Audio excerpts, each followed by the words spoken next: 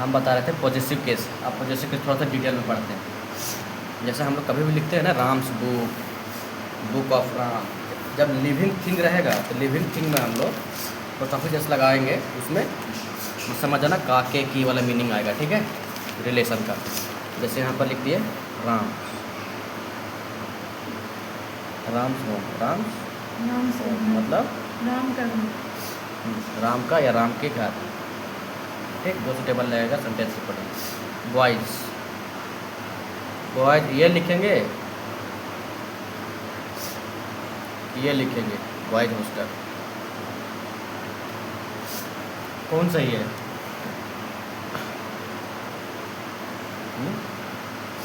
नहीं, ये क्या है?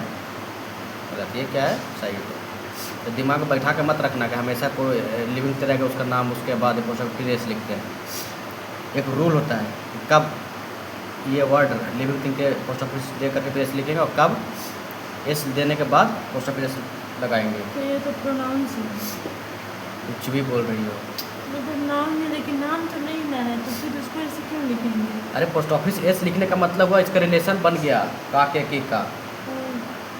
क्या तो कुछ और दिमाग लगा रही है क्या? अभी क्या पढ़ रहे हैं हम? ये बॉयज हॉस्टल का मतलब क्या समझ में आया? लड़कों का हॉस्टल। हाँ, लड़कों का, लड़कों का कि लड़का का? लड़के का हॉस्टल। लड़के का कि लड़का का? कहाँ तुमको लड़कों दिख रहा है? ये एस क्या प्लूरल दिखा रहा है क्या? ये पोस्ट ऑफिस एस यह है, पोस्ट ऑफिस एस या तो ऊपर देख करके ऐसे लिखो साइड में, या एस उसके ये ऊपर। ये पोस्ट ऑफिस जैसे है, सिंपल एस नहीं है वो। लड़का का हॉस्टल, लड़का का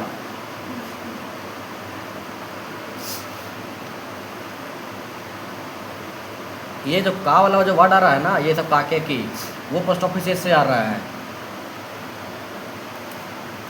मेरा कंफ्यूजन हो रहा है कि राम में वैसे क्यों पोस्ट ऑफिस? हाँ, ये रूल है ये कि जब लास्ट में वाई आएगा ना किसी लिविंग थिंग का, तो उसमें पोस्ट ऑफिस एस का पहले एस देंगे, फिर पोस्ट ऑफिस लगाएंगे साइड में। कोई भी वर्ड में हाँ, ऐसा नहीं कि बस नामे में कोई वर्ड भी ऐसा है तो उसमें नहीं नहीं नहीं, लिविंग थिंग होना चाहिए वो, नॉन लिविंग थिंग में नहीं। अगर इसको मान के चलो लॉन, इसी चीज़ को लिखना होगा, राम के घर, राम के घर, तो राम्स होम लिख सकते हैं, या the home of Ram, house लिखना पड़ेगा, होम नहीं, द हाउस ऑफ राम। ये ऑफ लगा दिया ना, ऑफ का मतलब क्या होता है? हाँ, का, लेकिन ये प्रीपोजिशन काम कर रहा है, पोस्ट ऑफिस एस नहीं, नहीं। लेकिन ऑफ क्यों लिखे? क्योंकि इससे पहले क्या आया था ये सब्जेक्ट। सब्जेक्ट। कैसे तुम सब्जेक्ट बोल रहे थे? तो भाग दिखा नहीं, हेल्पिंग भाग दिखा ना, और कुछ दिखा। द हाउस क्या है? Non living thing. क्या है? नॉन लिविंग थिंग है, इसलिए यहाँ पर क्या आया है? का ऑफ आया है। लिविंग थिंग्स रहता तो ऑफ नहीं रहता। हाँ, पोस्ट ऑफिस एस रहता, ऐसे राम से। नॉन लिविंग थिंग है तो ऑफ लिखेंगे। अच्छा, और भी देखो क्या है। Rule number 1, non living things निर्जीव पदार्थों के साथ पोस्ट ऑफिस एस का प्रयोग नहीं होता है। पोस्ट ऑफिस का प्रयोग नहीं होता।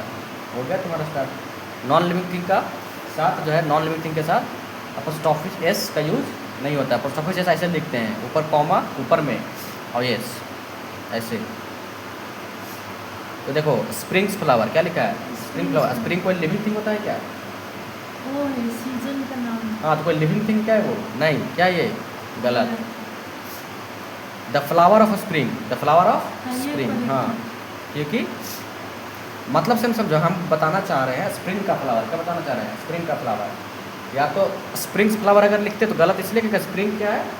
लिविंग थिंग नहीं है। लेकिन अगर फ्लावर ऑफ स्प्रिंग लिख रहे हैं, देखो चीज़ों को थोड़ा सा अब हम यूज करके लिख रहे हैं, क्या प्रीपोजिशन का।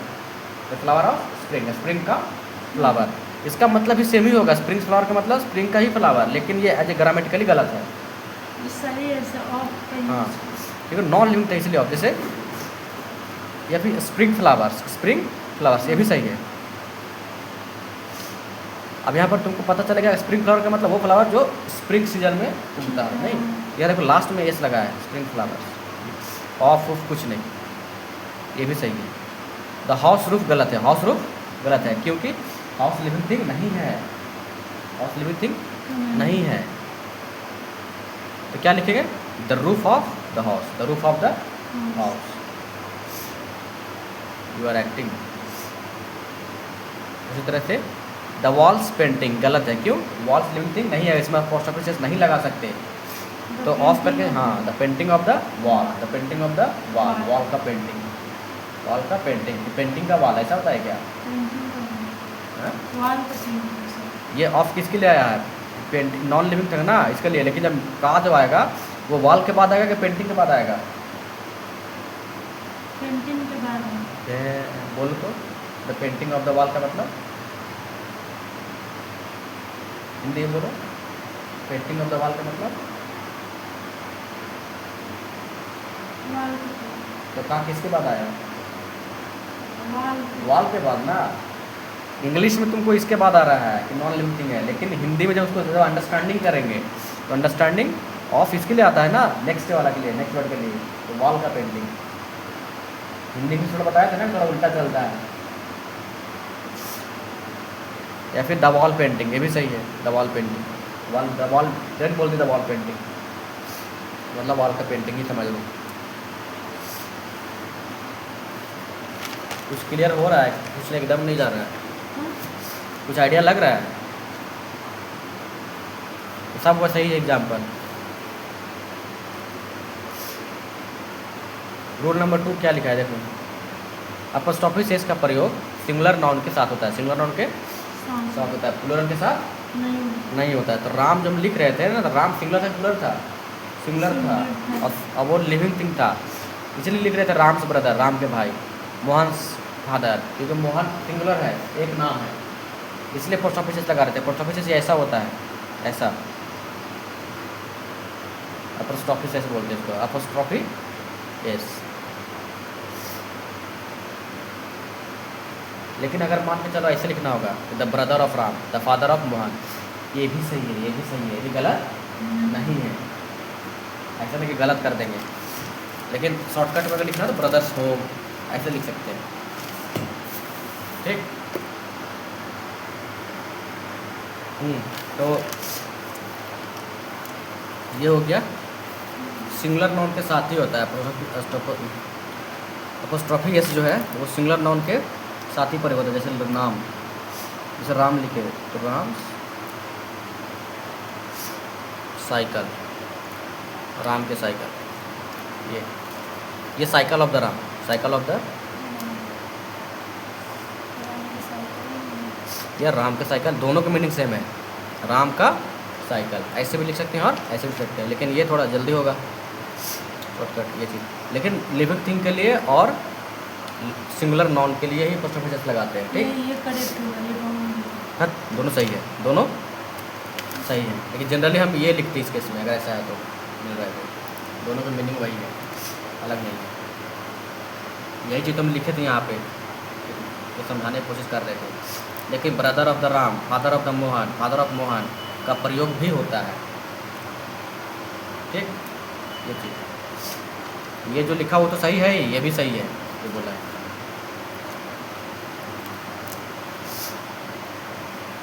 देखो पोस्ट ऑफिस के साथ मिस्टर ठाकुर सन, मिस्टर ठाकुर सन मतलब मिस्टर ठाकुर के बेटा, the son of mister Thakur, the son of mister Thakur.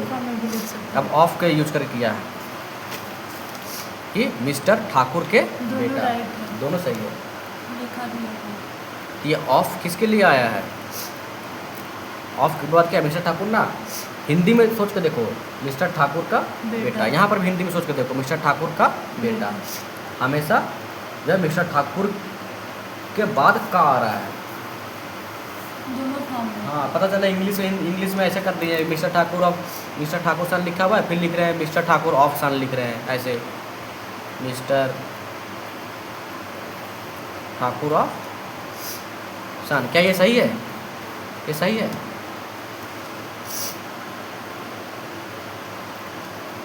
इसका मीनिंग क्या है? अरे सन का अच्छा बनाओ, गलत क्या लिखा हो, मीनिंग बताओ हमको।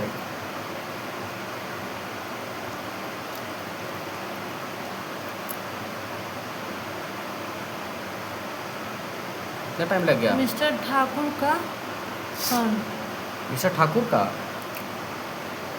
मिस्टर ठाकुर का बेटा। Son of mister Thakur. आप बताओ इसका मीनिंग।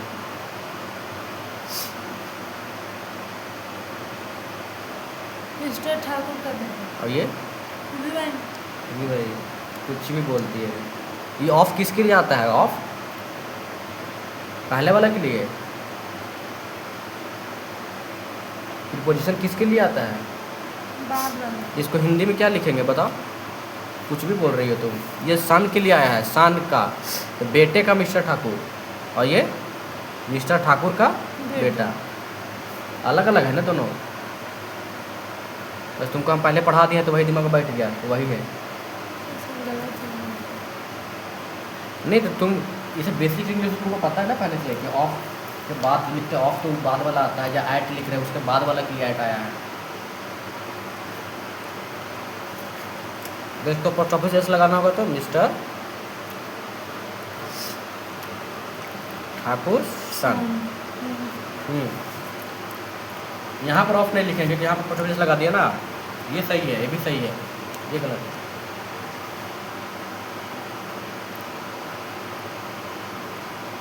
समझो ध्यान से। ये जब इसको ऑफ करके लिखना होगा ना तो सन यहाँ पर आएगा फिर, और मिस्टर ठाकुर लास्ट में। क्योंकि मिस्टर ठाकुर का इसको हिंदी में क्या आएगा? मिस्टर ठाकुर का, ये आएगा ना। इसका हिंदी में क्या आएगा? इसका ऑफ इसके लिए आया है ना, तो मिस्टर ठाकुर का। ऑफ मतलब का। ये मत बोलना सन का mister Thakur.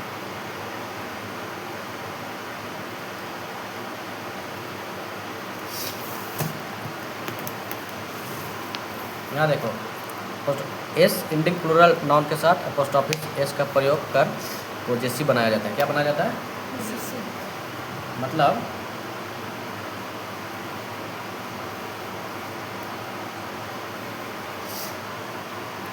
S ending plural noun. कौन सा प्लूरल नाउन? जिसका इंडिंग किससे हो रहा हो? एस से। उसके साथ अपोस्ट्रोफिस एस लगा के अपोस्ट्रोफिस साइन देंगे, एस नहीं, क्या देंगे? सिर्फ अपोस्ट्रोफिस ऊपर। ये जो साइन है उसको क्या बोल रहे हैं? ऊपर में लगाते हैं तो अपोस्ट्रोफिस। क्या कर रहे हैं? अपोस्ट्रोफिस। तो ये का जब यूज करेंगे, इसका जब साइन का यूज करेंगे तो पॉजिटिव बन जाएगा। क्या बन जाएगा? पॉजिटिव। पॉजिटिव मतलब संबंध। क्या बन गया? संबंध।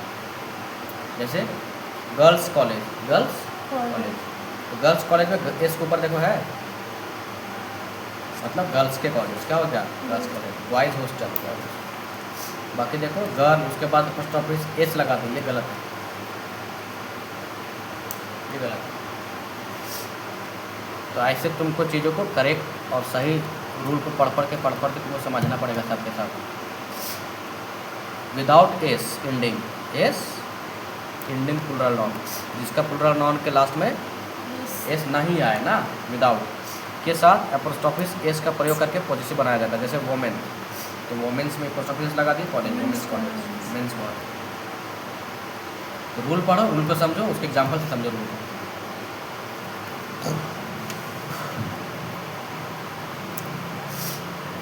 इतना सारे रूल है, ठीक। ये रूल को एक एक करके पढ़ो, फिर समझो। हर रूल को तो बताना मुश्किल है थोड़ा।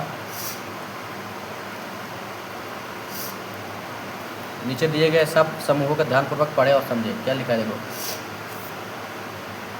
स्पेस एक्सप्रेशन वर्ड जैसे length, point, edge, width, breadth, etc का प्रयोग नाउन के साथ अपोस्ट्रोफिस एस का प्रयोग करके पॉजिटिव बनाया जाता है। जैसे बोट्स लेंथ, बोट्स लेंथ। ध्यान से समझना, क्या बताए थे हम कि कभी भी नॉन लिविंग थिंग के साथ अपोस्ट्रोफिस एस नहीं लगाते, लेकिन यहाँ पर लगाया तो है। बोट तो लिविंग थिंग नहीं होता है, तो रूल क्या बोलता है कि ये कुछ स्पेसिफिक वर्ड रहेगा, ब्रेथ, एज, लेंथ, पॉइंट, हाँ कुछ स्पेसिफिक रहेगा। तो उस केस में उसको प्रयुक्त कर, मतलब उस चीज़ को हम लोग दर्शाने के लिए, पॉजिटिव बनाने के लिए हम लोग उसमें अपोस्ट्रोफिस एस लगा सकते हैं। तो boat's length, razor's edge, stone's throw, stone's edge. Stone's throw का मतलब क्या हुआ? ये एज का मतलब किनारा, बाउंड्री है, ठीक है। और स्टोन का मतलब पत्थर, पत्थर का किनारा, पत्थर का हाँ किनारा। स्टोन थ्रो का मतलब क्या होता है? फेंकना। नहीं नहीं नहीं, यहाँ पर भार थोड़ी आएगा। थ्रो का मतलब बस फेंकना ही याद है। थ्रो एज ए नॉन भी तो यूज होता है। तो अभी तुमको वो नॉन तरफ देखी नहीं है, स्टोन का थ्रो देखिए कैसा होता है, इसलिए तुम बोल रही हो थ्रो का मतलब फेंकना बस आ रहा है। कम से कम फीलिंग तो ले जो लिखा है उससे, उससे तो कम से कम पता चलना चाहिए कि थ्रो नहीं होगा। कभी भी एपोस्ट्रोफिस एस का प्रयोग उसके बाद कभी वर्ब नहीं आता, कभी वर्ब नहीं आता, नाउन आता है। क्या आता है? नाउन आता है। तुमको कैसे दिमाग में आ गया कि वर्ब हुए? क्योंकि थ्रो मीन्स थ्रो का स्पेलिंग ठीक है, वर्ब होता है, थ्रो फेंकना होता है। वही कहाँ पर यूज हुआ है उसके अकॉर्डिंग बोलेंगे ना कि वो वर्ब हुआ है, क्या एज ए नॉन यूज हुआ है। सिर्फ स्पेलिंग रट लेने से नहीं होगा, कैसे यूज हुआ है ये भी आना चाहिए, ठीक। अब तुम थ्रो नहीं पता था, देख लेना स्टोन का थ्रो कैसा होता है। समूह होता है क्या? हाँ? नहीं, संबंध हम नॉन नॉन से बना रहे हैं, ठीक है। अपोस्ट्रोफी का मतलब का, के, की, इस रिलेशन संबंध बना रहे हैं। ये वर्ब थोड़ी आएगा, उसी से आइडिया लग जाएगा कि स्पेलिंग भले तुमको वर्ब जैसा लग रहा हो थ्रो का, लेकिन वो वर्ब जैसे काम नहीं कर रहा है। इसका मतलब कोई जियोलॉजिकल टर्म होगा, स्टोन से रिलेटेड कोई टर्म होगा। इतना तो कम से कम आइडिया लग जाए, भले मीनिंग नहीं पता।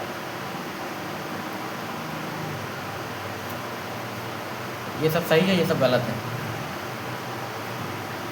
देखो क्यों सही है। दिए गए सब समूह के ध्यानपूर्वक पढ़े समझे। The hand's breadth, hand's breadth, the hair's breadth. इसके बाद लिखा है यहाँ पर हैंड्स, यहाँ पर पोस्ट ऑफिस लगाया है, इसको पोस्ट ऑफिस पहले लगाया है इससे, यहाँ पर इसके बाद लगाया है। तो इस केस में ये गलत है इस पर्टिकुलर वर्ड के लिए। समझ रही है ना? तो ऐसे तुमको चीज़ों को करते जाना है, करते जाना है। कंपाउंड नाउन के लास्ट में, लास्ट के टर्म के साथ अपोस्ट्रोफिस एस का प्रयोग करके पॉजेसिव बनाया जाता है। कंपाउंड नाउन बताए थे, बता दें। देखो ब्रदर इन लॉ, अपोस्ट्रोफिस एस लगा दिए, हेल्थ मतलब ब्रदर इन लॉ का हेल्थ ऐसा है, वही चीज़ ब्रदर इन लॉ का हेल्थ मतलब साले का नहीं, फादर है ना, मतलब ससुर का हेल्थ, ससुर का हेल्थ। वो का जो वर्ड आ रहा है ना, वो ससुर के बाद आ रहा है ना, ससुर का हेल्थ। लेकिन अगर इसको हमको ऑफ करके लिखना होगा तो हेल्थ ऑफ द ससुर, हेल्थ ऑफ द ससुर, ससुर मतलब father in law, health of the father in law. समझ में आ रहा है? ध्यान से का किसके लिए यूज हो रहा है उसके अकॉर्डिंग। ये सब चीज़ें रूल है, रूल को पढ़ो कि पॉजेसिव कैसे बनाते हैं हम। इतना सारा रूल है, ये रूल अगर समझ में आएगा तभी आगे बनेगा भी, नहीं तो नहीं समझ में आएगा। इसको इतना ही रखते हैं, बहुत सारा रूल है, एक एक रूल को समझो, और नहीं समझ में आएगा तब तो है ही। देखो गलत क्यों है, वो सही क्यों है, ढूंढो। माइन्यूट डिफरेंस रहेगा, बिल्कुल ज़्यादा नहीं, माइन्यूट डिफरेंस रहेगा, चीज़ों को समझना है। इतना अच्छा हिंदी इंग्लिश दोनों में लिखा है समझने के लिए।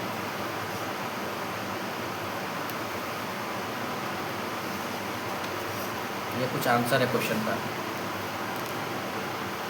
नेक्स्ट टॉपिक शुरू करेंगे हम पढ़ना।